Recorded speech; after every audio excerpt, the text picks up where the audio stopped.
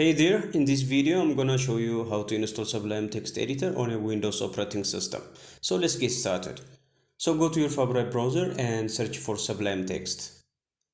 Now click on this first link from sublimetext.com and this opens up the official site of Sublime Text. So to install it for Windows operating system, click on this download for Windows option or this download button up here. So wait for a couple of seconds to finish downloading. Once the download is finished, click on this .exe file. Click on yes on the administrative privileges and it opens up this installation wizard. Now keep the default location as it is, unless you have a good reason to change it, and click on next. Now check this box and click on next. And then click on install to start the installation process.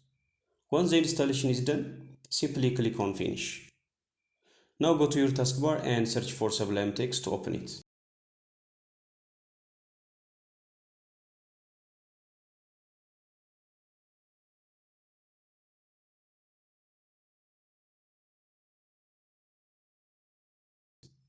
This opens up the Sublime Text Editor. Now to open a folder, simply go to File and then click on Open Folder. And then here you can select any folder from where you have one, and if you don't have one, you can create by clicking here New Folder. So let's name it My Projects and hit Enter. Then select this folder and then click on Select Folder. So this opens up the folder here. Now inside this folder, let's create a new file. So right click on the folder and then click on New File and save it.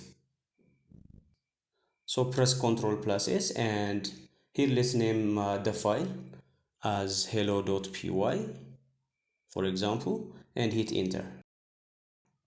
Now you can see that this file is created here. So you can start writing your codes. Now here at the top, you can see that Sublime Text is unregistered. So to register it, you can go to the Sublime Text website and register, and then you can start using it. So that's how you can easily install Sublime Text on your Windows operating system and start using it. Hope you enjoyed the video, so make sure to like, share and subscribe.